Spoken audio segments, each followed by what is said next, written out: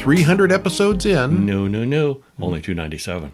I'm just eager. It's within sight. It's getting We're creeping close. there. It's getting there. Episode 297 of the Horror Guys. Yay! Yay! I'm Brian. And I'm Kevin. And we got 297 episodes of Horror Weekly. This is a very new stuff kind of week. Last week was a bunch of new stuff. Uh-huh. There's a lot of new horror coming out. You'd almost think it was Halloweenish. You'd think these industries were gearing up for it. Setting their sights on October. Yes, they are. Well, what do we got? We like it. Well, we got, Attack of the Meth Gator, also known as Meth Gator. Not related to Cocaine Bear at all. No, Not at all. No, they totally weren't trying to copy each other. And then, just before the Olympics, there was a shark attack in Under Paris. Yeah, it's the most believable movie of this week. Oh, yeah. Probably more realistic than even Meth Gator. And the technically 2023 movie Kill Your Lover, which is new. It's one of those where it's Just released kind of thing. And also a just released. Was this one just released? The Abandoned? No, that was a year or two ago. Okay, that one was... This is the one we talked about last 2022. week. Okay. So if you were eagerly waiting for a mentioned- review of The Abandoned, we had to include it. And 2024's Starve Acre, starring Matthew Smith Yep. as not Doctor Who. Nope. No. Yeah, all of those have been released this year, so they're all new. And then we got some 5 shorts. Five shorts. That's crazy One of talk. the 2 of those is brand new, and 3 are older ones. But Yeah. they were all good. We'll watch all the good shorts. We don't care how old they are. The movies were hit and miss this week. The shorts, yeah, they were. The shorts were all good. Yeah. For different reasons. Different You want to ways. predict what your favorite movie of the week was? I already predict, and no. Should I spoil it now? Yeah. Starve Acre. This is kind of was my slim favorite. pickings this week. Okay. I really liked Starve Acre. I liked Kill Your Lover a lot, too. The other 3 were various degrees of... Well, Attack of the Meth Gator is silly fun. I didn't hate it. Attack of the Meth Gator is a comedy, basically. Yeah, they're deliberately. Under Paris is just turn your brain off Boy, before you go in on I that felt one. less intelligent after watching that one. Yeah. And The Abandoned... We're agreed on The Abandoned. Yeah, it shall not be spoken of until it's time. We weren't happy with it. No. Yeah, I'm going to go with Starve Acre also. Although I thought Under Paris was pretty entertaining. Stupid, but entertaining. Okay. It was entertaining, but for quality, I'm going to Kill Your Lover as my number 2. All right. Yeah. Attack of the Meth Gator is coming up first, 2024, a.k.a. Meth Gator. Directed by Christopher Ray, written by Lauren Pritchard and Joe Roche. Stars Laurent Marzette, Ray Acevedo, and Vanessa Tamayo. Hour and 29 minutes, trailer in the show notes. Mm-hmm. And you know what? Just from the name, that's all you really need to know. You know what's going to happen. You know it's going to be a comedy. It's in the spirit of Cocaine Bear. You know, the same kind of humor as Sharknado. Supposedly this animals, was made the year before Cocaine Bear. Supposedly? I am very skeptical on that story. It has more silliness and humor than horror, but the elements are there. It's got a big monster and a decent body count. It's as much horror as a lot of other things. Mm-hmm. We are very loose on our definitions. But it's very silly. The gator and a lot of the effects are CGI, but they work well enough. Turn your mind off to logic and science for this one, and you'll have a good time. Yeah, this is our turn your mind off to science and logic week, I think. At least on 2 of these for sure. Several of them, yes. Yeah, several for sure. But this one and, and Under Paris. Well, again, these films are all new, so you probably haven't seen most of them, so we're not going to spoil them to death. We'll just give you a good taste. But if you want to read the full spoilery synopsis, go over to horrorweekly.com. And it's right there. You don't have to sign up to read recent reviews, but if you do, you'll get them in your mailbox. You won't even have to go looking for them in the future. All right. But yeah, go over and read the full synopsis. We're going to tell you what we thought of it for sure, though. But give us a taste. What's going on? Well, we open on shots of gators in the swamp. You'd think it was a gator movie. Well, and then we cut to drug dealers, Shane and Trigg, who are frantically packing up their stuff as the cops close in. Sheriff Williams botches the bust, and the dealers get away and run for the swamp, with some packs of meth that fall into the water. Well, Shane steps into the swamp as Williams closes in on him, and the gator gets him first. He also gets the deputy. And credits roll. It always pays to watch the credits. Mm-hmm. In this one, Trig, the drug dealer. You know who he is? No. Who? Cousin Oliver from the Brady Bunch. Wow. The mayor. You know who he is? Fame. No, who? The skinny little boy from Little House on the Prairie. No. He's all grown up? Gained about 800 pounds, but yes. He's not the skinny little boy anymore. So this is kind of your has-been movie here. Oh, well, they're big looking stars. For work. They're yes. looking for work. They're eager to keep working. Couldn't tell you either one of them their names right now, but if you look in the credits, that's who's in it. So what does the mayor do? Well, he pays off some gator hunters to take care of this extra big gator, and he wants the whole thing done quietly. There's some celebrations and stuff coming up in town. They don't want to interfere with the tourism. Well, Sheriff Williams' son, Dante, now works for the DEA in Tampa, and he comes up for the gator as well. That gator ate a whole duffel bag full of meth. And it didn't die from it. It seemed to get stronger and bigger. Well, Dante says that gator might be suffering from psychosis. And it may be looking for a meth lab. It needs more. For more, because it's an addict now, too. Well, Williams calls Bithlow, who owns a gator farm, and he has found the monster with his drone, but it's way too big for him to handle, and he knows that after it eats his drone. The mayor's gator hunters stalk the big guy, but they don't know when to quit, and it gets them. Well, Dante goes to see the mayor, who's throwing a party, and Anna, Dante's ex, is there as well, which is kind of awkward. Grady, an old friend, is much more enthusiastic about Dante's return. Well, meanwhile, at the meth dealer's place, the men there fill up more duffel bags with powder, and they're moving this load out via kayak, and the gator is not far away. It kills them and their girlfriends. Chases one guy up the side of a cell tower even, which is like the most awesome scene in the movie. It is. I was just going to say that's the best scene of the movie. Yes. It's giant, oversized alligator crawling up the side of a cell tower. Well, the weight tips over the cell tower under the weight. And wouldn't you know it, the town is cut off now because there's no cell service. Oh, no. Oh, no. They're kind of an island. They're separated. Yeah. They're isolated by swamp. Well, this gator's going to have meth mouths since Bithlow found a huge tooth. That seems like a good place to stop. The gator with meth mouth. Mm-hmm. Wow. And it just gets weirder and funnier. Oh, yeah, it does. Well, supposedly this was in the works before Cocaine Bear came out last year, but it's very nearly the exact same plot. It's got humor, but it's nowhere as near as funny as the bear. Do you agree with the bear better? I think so, yeah. Bear better. Uh-huh. The little island has a mayor who won't shut down the big festival because they need the tourist money. That's never happened before. What is up with Grady's bar? It looks like it's in somebody's living room. It does, yeah. I think that's... The shots of the outside of the bar looks like it's their house. I think that's the set they had to work with.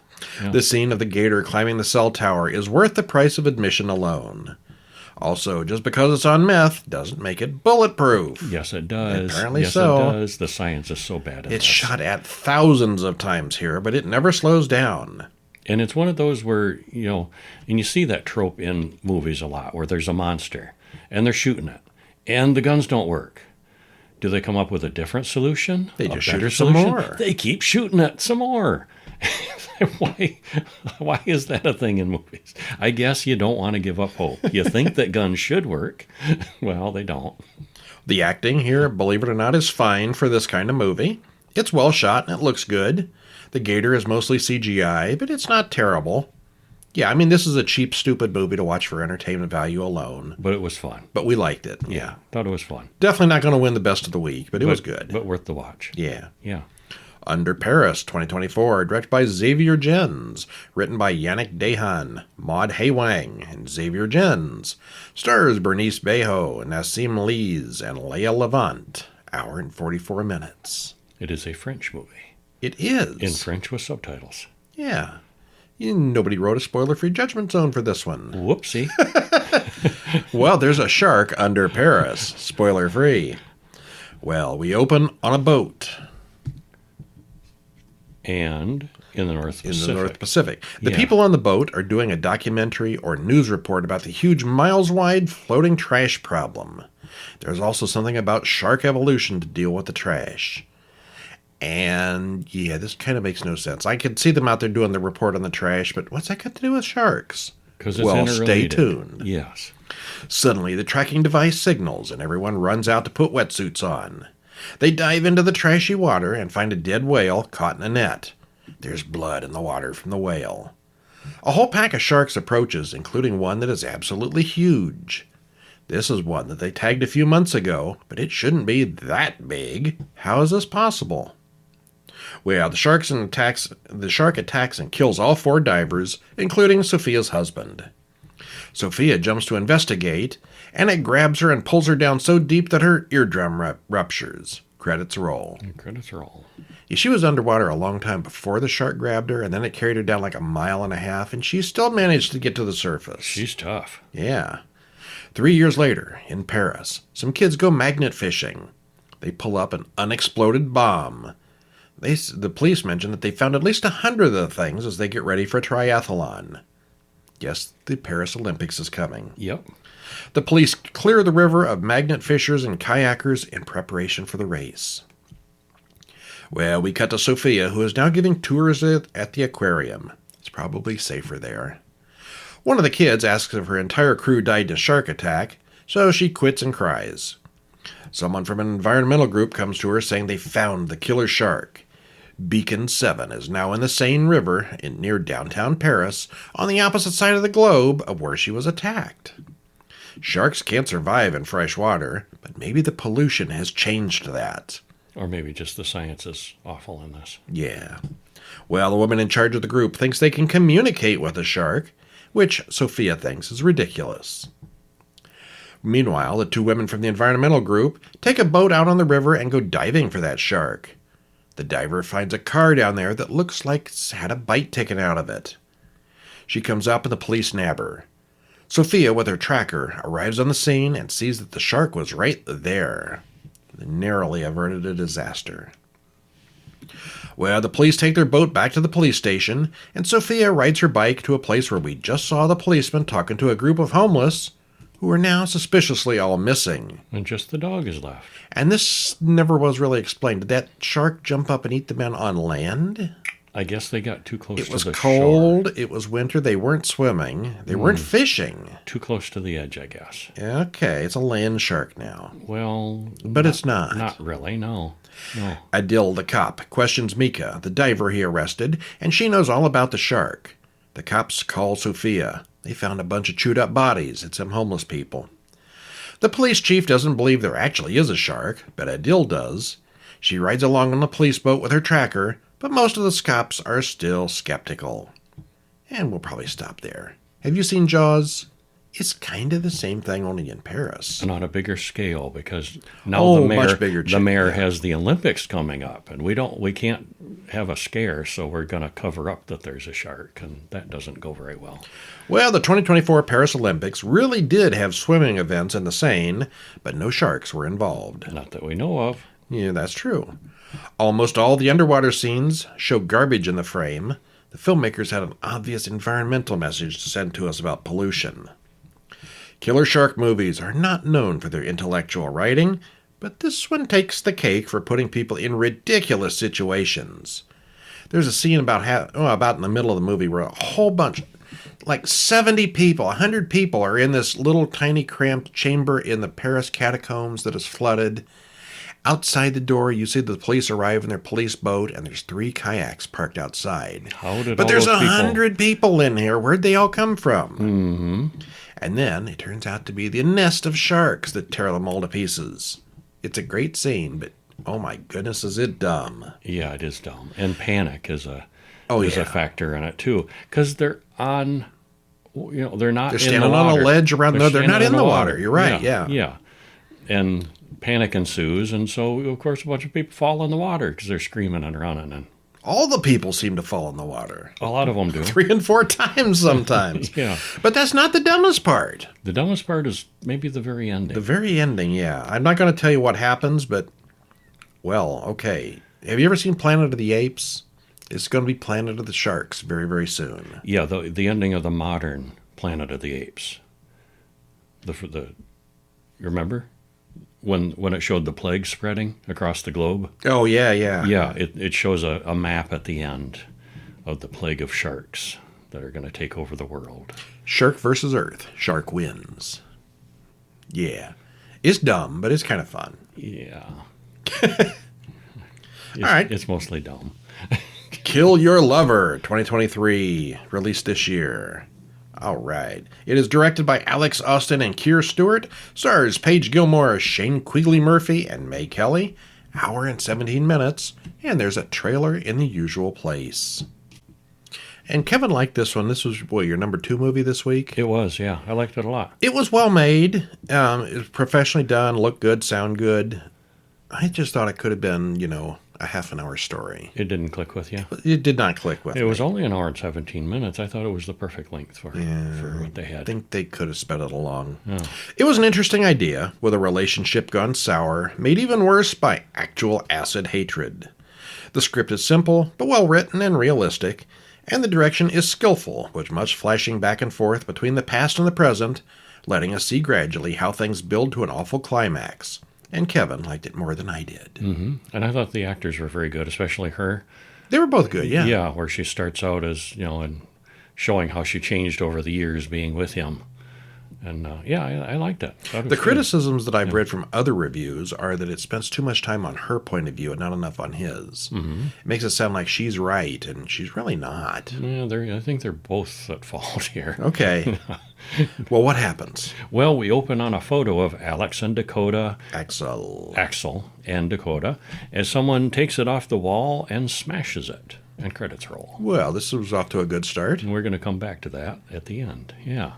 Well, Dakota practices her breakup speech with her friend Rose.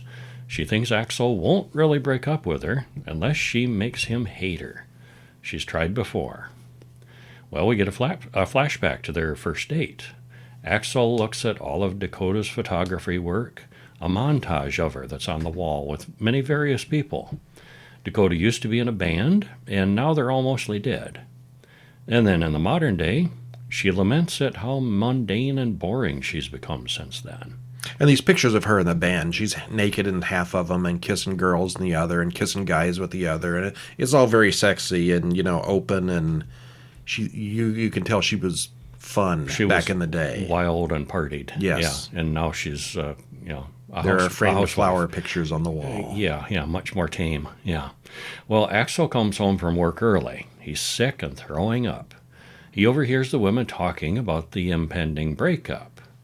Well, he's got black veiny things spreading around his torso. That's never good. Yeah, but she says to Rose, well, as soon as he gets better, I'll break it off. And trying to make up for it, Axel wants sex right now. But he's kind of sick and gross. Yeah, he is. So Dakota doesn't enjoy it too much. She fantasizes about when they first did it and how they got started as a couple. And she was really wild and into all kinds of things, like you said, but he's kind of tame and boring by comparison. Vanilla. Just wanted a normal relationship. And she was kind of into kink. He was not, but he tries badly. And we see that from early on, the two aren't that compatible. Back in the present, the sex isn't going so well when he pukes all over Dakota. So romantic. Yeah. Well, as she showers, Dakota notices that he's left bloody marks where he touched her. There's actually a handprint that's red. Even before she finishes, Axel calls for help and has some kind of seizure. When he touches Dakota, her skin burns. So she calls for an ambulance to come and take him away. And she flashes back to not liking his choice of decor for the apartment. He doesn't like her working at the bar, and he wants her to get a more respectable job, but she doesn't want to clean up her hair or cover her piercings. And he doesn't care for her wall of band photos either. Like you said, she's naked, kissing someone, or being sexual in almost all of them, and he doesn't approve. He's a little on the prudy side. Yeah. Well, back in the modern day, the EMTs arrive. And we see that Axel is kind of mutating into something that has branches. It's even spreading up the wall in the tub. And the lady EMT looks in there and says, Ricky, I'm going to need a hand with this. Yeah, it looks like a good place to stop. Yeah. It's They hate each other, and there's this weird disease thing going on. Mm-hmm.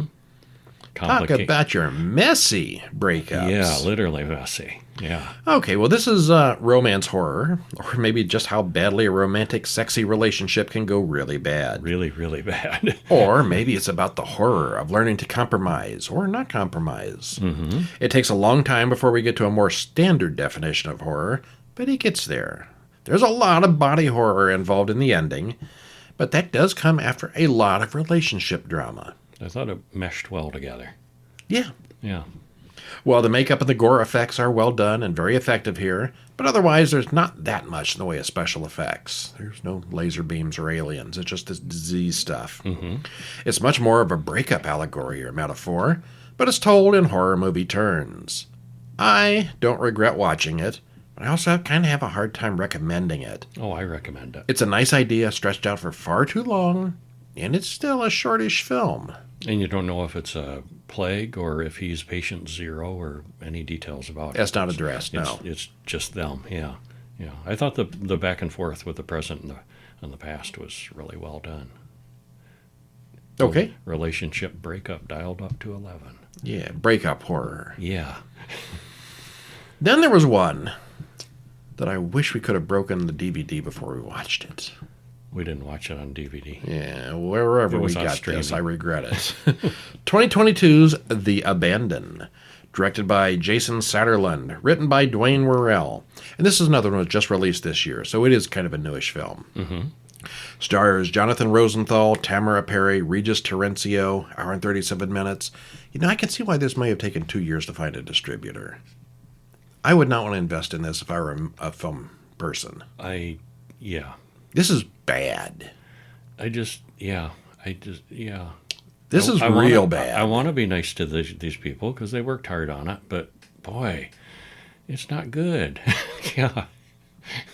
You know, of all the movies we have watched, new movies, maybe not classic movies, but all the movies that we have watched since we started the podcast 6 years ago, the worst movie we have watched, I'm still going to say, is Skinamarink. Yeah, I'm going with that too. I'm going number 2 with this one. Oh, extremely this was harsh. Bad. Huh. I could not wait for this garbage to end. Huh.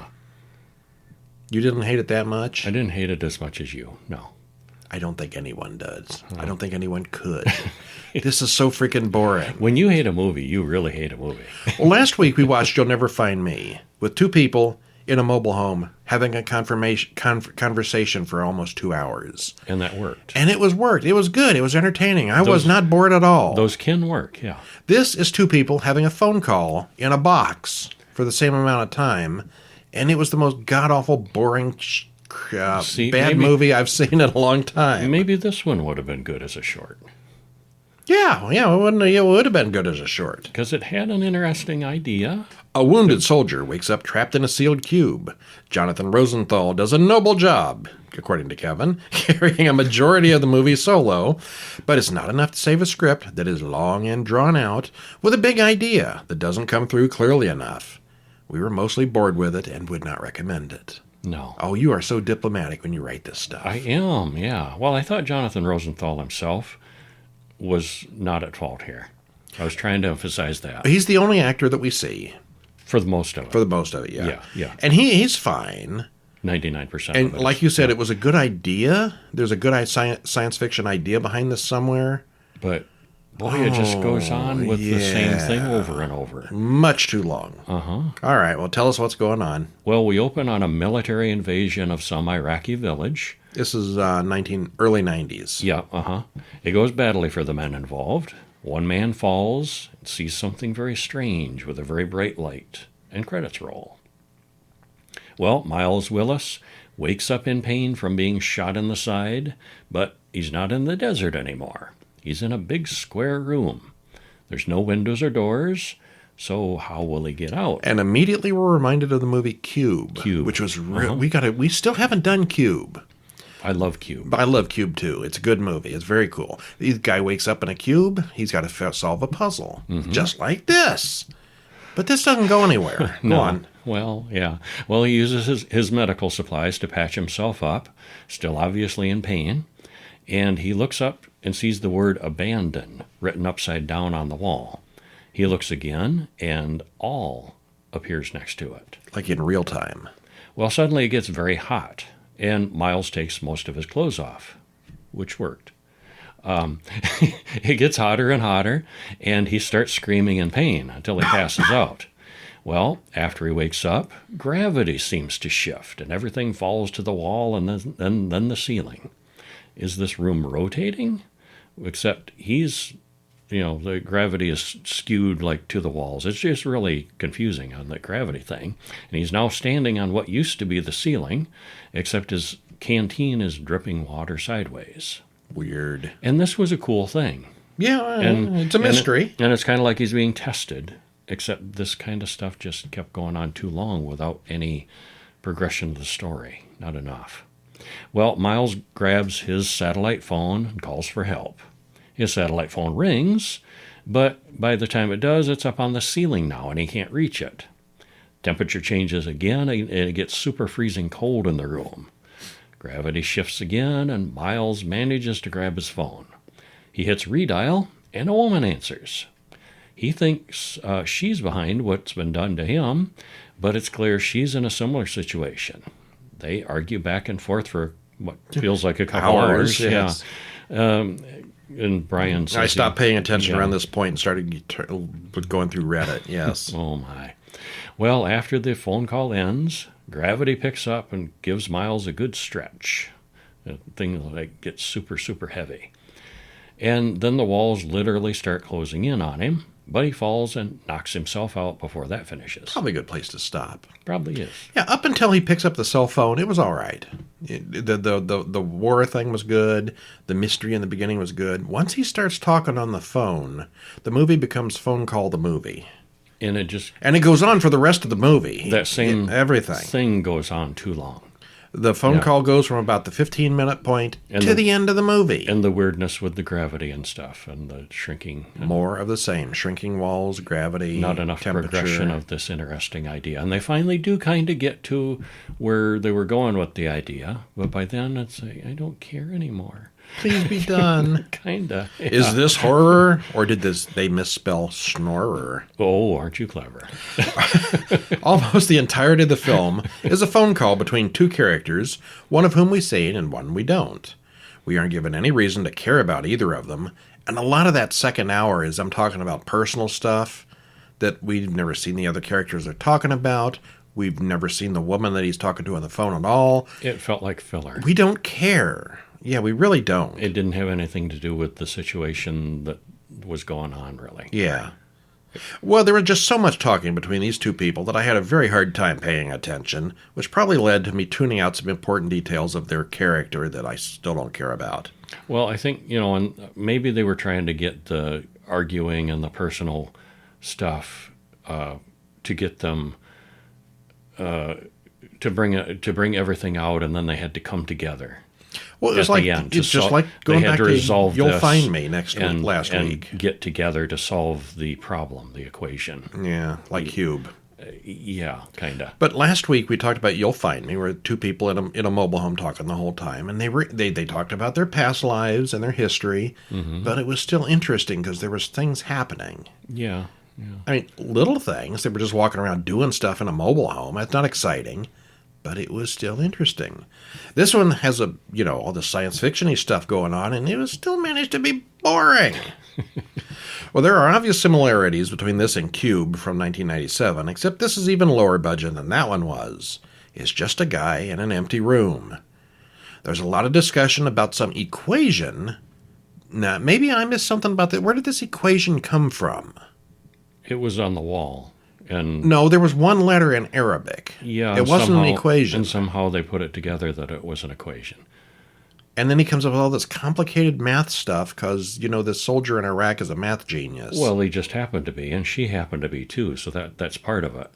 There was some reason that they were chosen, because they were both math geniuses. I still don't see where one line of Arabic that means, I think, sine or cosine or something leads to all that. It's because you're not a math genius.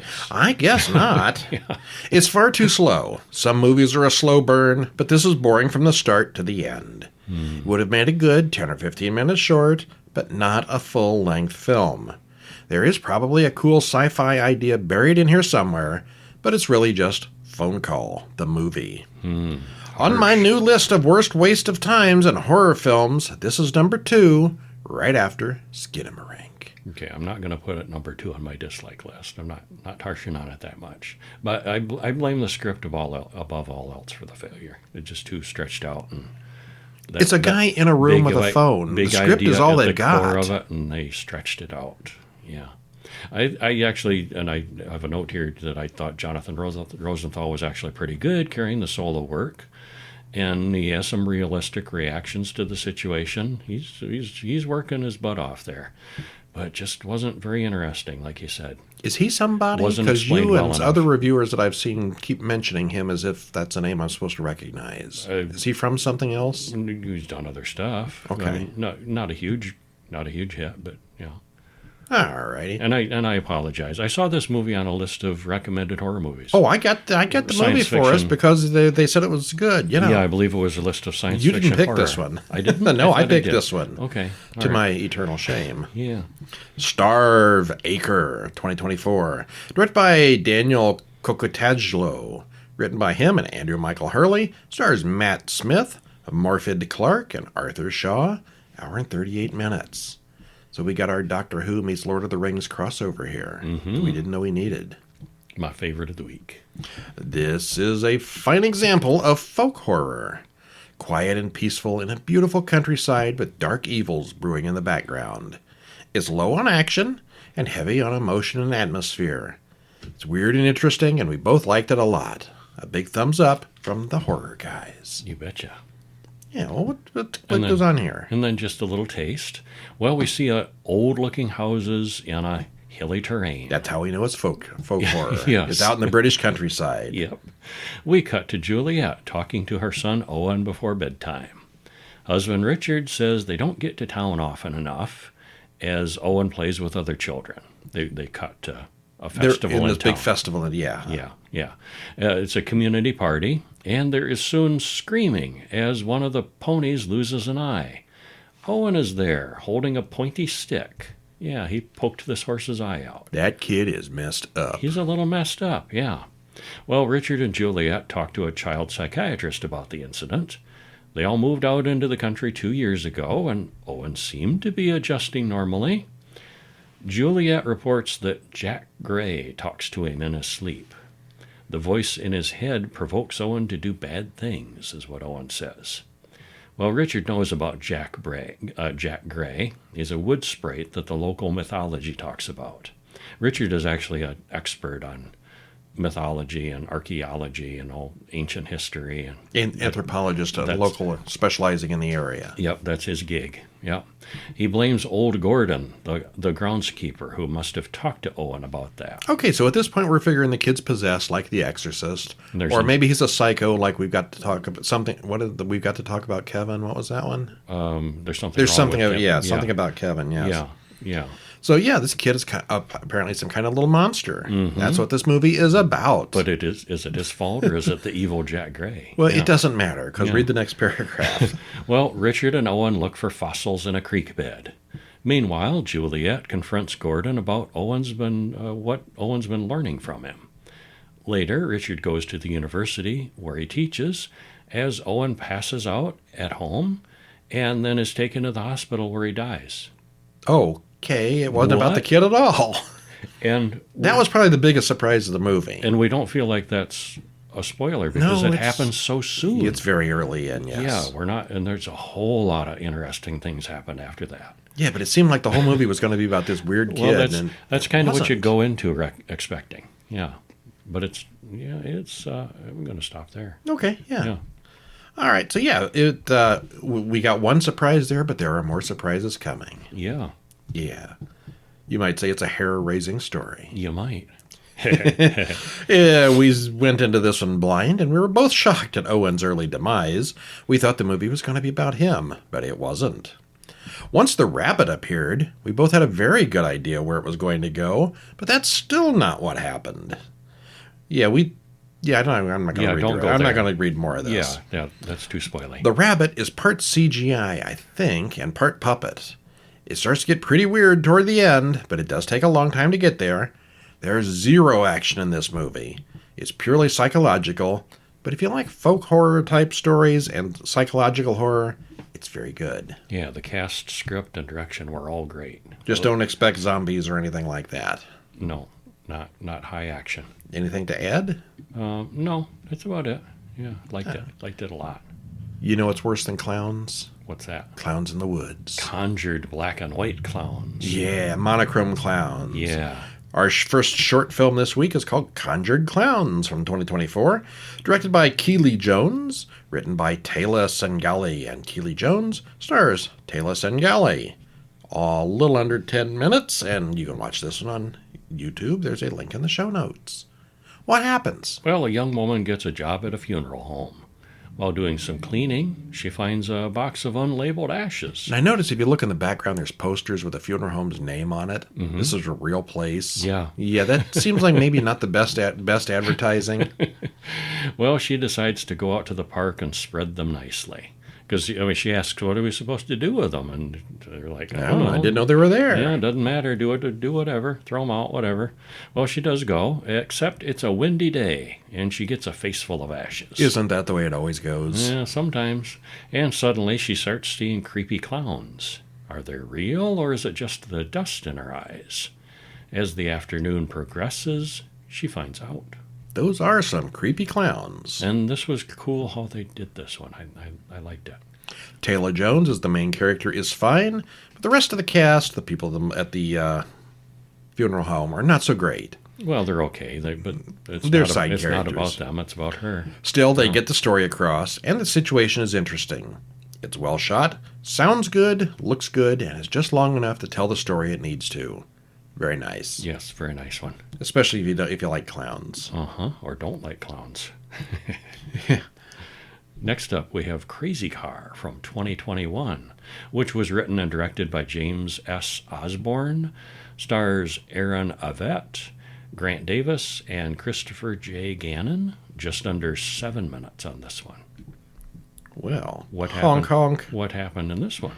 Caitlin runs inside the house to avoid her abusive boyfriend, but he goes right inside after her, telling friend Eric to wait in the car.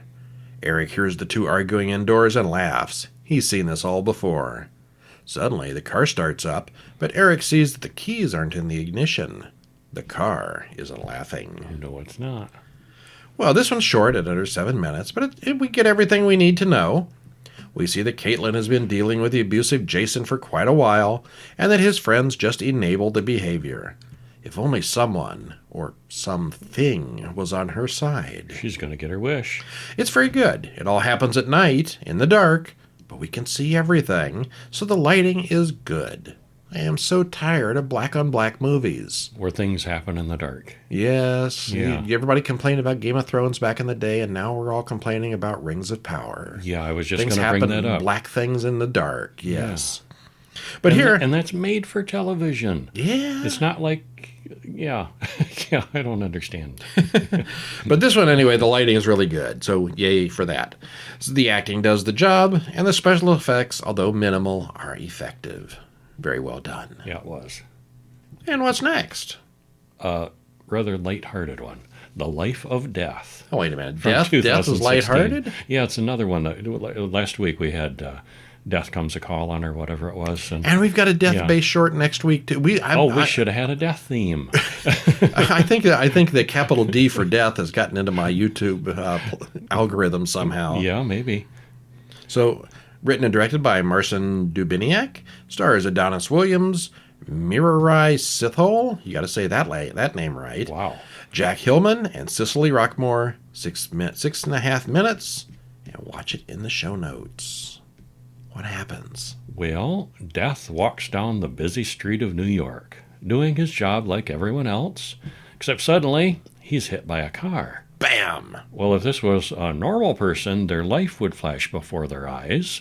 So what does Death himself see as his life is flashing before his eyes? Very interesting idea. Yeah. It was really well done. There's no dialogue. Was there? I don't think there was. Not really, no. It's always clear what's going on and why. I call this more cute than horrific. But, I mean, it's very well made, and death. You can't go wrong with death. No, you can't. Even in the death comedy. It's good. Death has a life. And it's short. Yeah. It takes us to The Quiet Zone from 2015, written and directed by Andrew Ionides, stars Jessica Bailey and Casey Alana Svetsios. 8 minutes and 41 seconds, not to be confused with The Quiet Place. And this one I think is my favorite of the shorts. This wins for creepiness, and yeah, I liked this one. Okay. Yeah, this was very middle. I think I'm going to go with The Life of Death. But okay. Yeah. A woman rides on the subway trying to get her spreadsheets in order for a report she has to finish by morning. It's been a long day, and she's getting frustrated. Some bozo a few seats away starts whistling annoyingly, and they're clearly seated in the quiet zone of the train.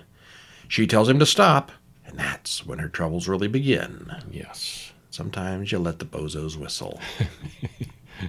But it's got all the tropes you've seen before of someone being followed at night by a stalker. They're all done really well. We don't know who or what the whistling person is, but they really want people to keep it quiet, doesn't he? And I really thought that the whistler had an element of a Cenobite about them. Oh, definitely, yeah. Yeah. Yeah, I think he's got like a claw hand, one of those metal clicky. Yeah, click, click. Not a click, very click. realistic looking hand, one of those grabby kinds. Yeah. Yeah. The main actress does a good job, although she has very little to say in this. And the man, if he is a man, is suitably weird and supernatural without being too over the top. Yeah, dressed as a man but seemed androgynous. So I wasn't completely sure about that. Casey Ileana Savetsios. See, Casey can be a man or a woman. Ileana sounds like a woman, but yeah. Yeah. I don't know. I guess it's not a man. It leaves you wondering. It's a thing. Yes. It doesn't matter because it's not a human. So yeah. All right, and the last one this week is called Shuck from 2024, written and directed by Emerson New and stars Heather Jacques. 5 minutes, 22 seconds, trailer in the show notes. And I thought this one was more sad and sweet than horror. It's more death. But it's death, yeah. Capital D, death. Yeah, the what afterlife. Happens? Well, a woman lies on her sickbed dying. There's a huge black wolf under her bed who says, "It's time." Yes, this wolf is death. Well, the woman wakes up in a huge field of grass with many spirits making their way through a doorway. And the wolf is there watching it all, except she's not ready yet. She decides to run the opposite way, and the wolf pursues her. This was really an interesting mix of animation types. It's kind of a stop action. Yeah, her and the wolf are and stop action, and then there's drawn animation with the ghosts. Yeah, it was neat. And the grassy field, I think that was a stop action kind of thing too. Yeah. There's not much horror there, but it is death. So if you saw that same exact wolf story, wolf form in a different story. It's kind of a scary looking wolf. Could be kind of creepy. Yeah, he's he comes off as a cute, happy puppy dog toward the end, but yeah, it looks like... creepy. I picked this because the trailer looked like a werewolf. Yeah. There's no dialogue beyond the wolf saying it's time, but it's still a full little story. Yeah. It was a nice one. Yeah, very good. Yeah. All right, so let's see. Your favorite of the week, you're going to go with Starvaker? Yep, and my favorite short being The Quiet Place. Not The Quiet Place, The Quiet Zone. Tough choices. I like the dumb ones this week. I like the Meth Gator, and I like the Under Paris. Okay. Starvaker, though, is probably the best straight-up horror movie. Mm-hmm. And I'm going to go with The Life of Death for the short, although it's really not horror either. Very, very funny. Very weird bunch. Yeah. And, hey, that's our show for this week. Yeah, it is. Stop in next week and pick up, what are we going to have? 5 more movies and some shorts? I bet we will. Seems very likely. I think we've got some indie movies coming up next week, which are always fun. And if you see any of these movies and shorts yourselves, drop us a line and let us know what you think. Email we like to hear from people. horrorguys.com. Yeah. Yes. And anyway, I forgot to mention Horror Monthly. The monthly print magazine has come out. It is available now at Amazon or anywhere you want to go. Go to horrormonthly.com, and it's right there on the homepage to take you wherever it is you want to buy it. Wherever fine books are sold. You can buy it direct from us in ebook format right there, or paperback, whatever you want. horrormonthly.com. Sign up for the newsletter at horrorweekly.com, or watch one of the shorts each day during the week at horrorguys.com. Okay, I'll do that. So many websites. I thought we were supposed to simplify these. We were supposed to, weren't we? Go to horrormonthly.com and follow some links. All right, I'm Brian. And I'm Kevin. And we'll see you next week. See ya.